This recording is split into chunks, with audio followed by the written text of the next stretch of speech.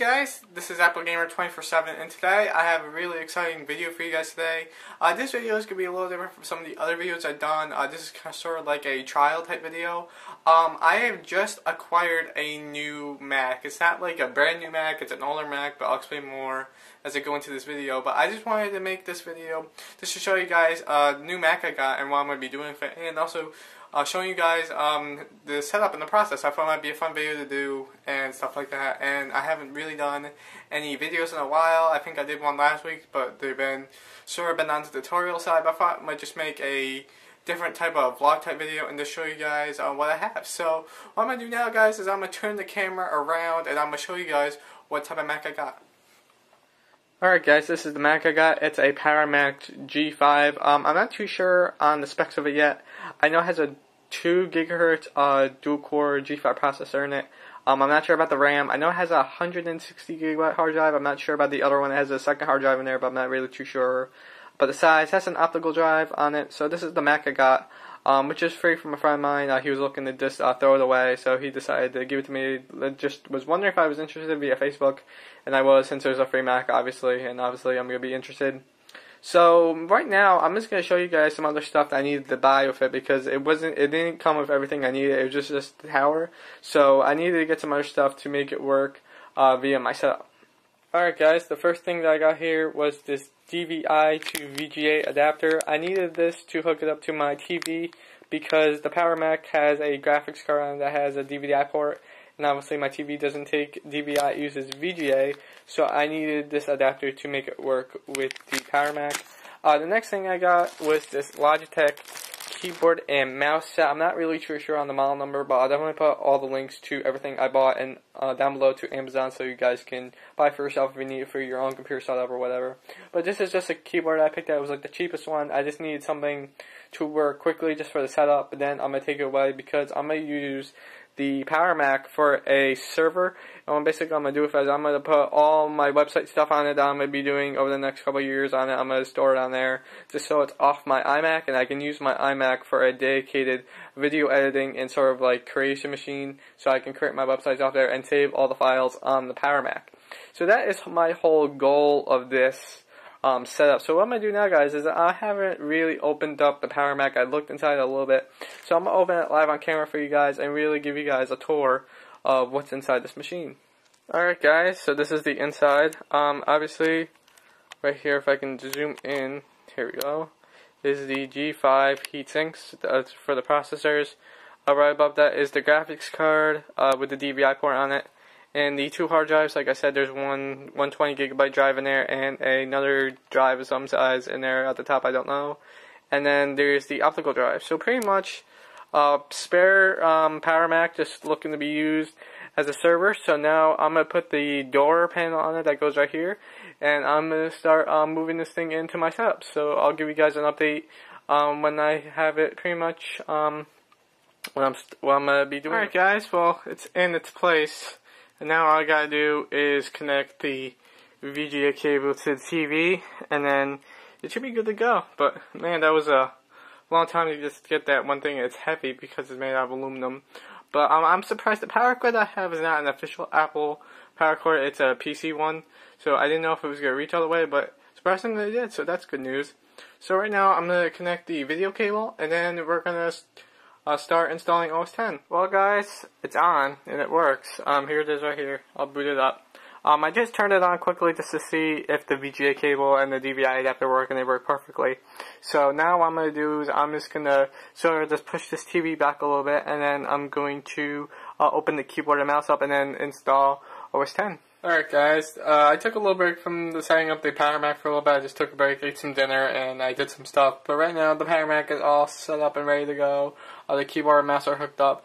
And I have, if I can grab it here, my Leopard disk, which is right here. So I'm going to install it now. So I'm going to press the eject button.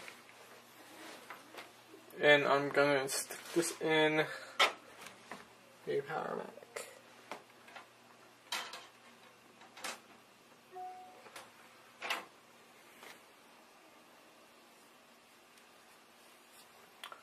Hoping that it reads it.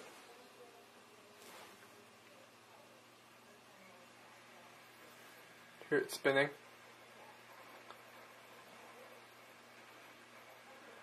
Alright, as you can see, if I turn the camera a little bit, the Leopard installer has prompted us, so I'm going to boot from CD so I can install this and erase all the data off the drive.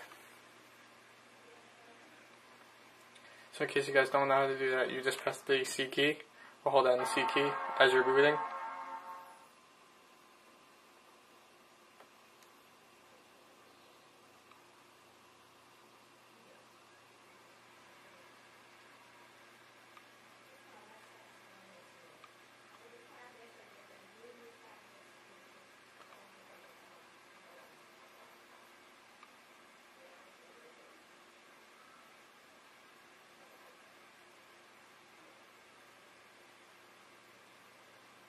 Alright guys, we're at the installer, and I apologize for the terrible resolution. The graphic settings are not enabled yet, so I'm going to hit next.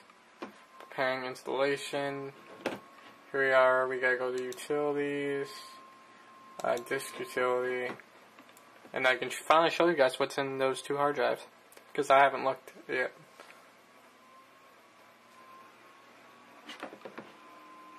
Alright, here's disk utility.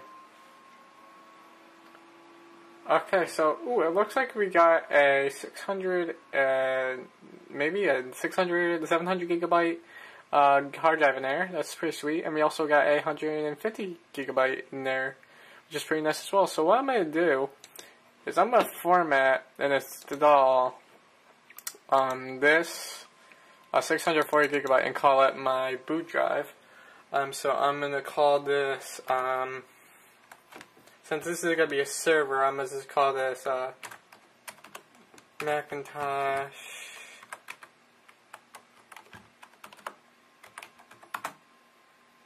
I think I spelled that right. Server HD. Oops. I'm going to do that. And what I'm going to do also as well is to make sure that everything is deleted. I'm going to zero out the data just so everything goes well. I'm going to do the same thing for the other one, but I'm going to make that my my scratch drive or whatever. So I'm going to do erase, and we're going to do erase again. So it says at the bottom here, the erase option, it says preparing 0 disks. So when this is done and I'm done formatting both drives, I will tell you guys what I'm going to do next. Alright guys, this is a bit of an update. I decided not to do the zero out disk data because it said it would take over 7 hours, so I decided just to skip it. So I'm not really too worried about that. I just did that as my own thing, but I guess it doesn't have to happen now since it's going to take that much time. So I'm going to do the same thing to this Macintosh HD. I just want to make sure I'm on the right drive. There we go. And I'm just going to call this,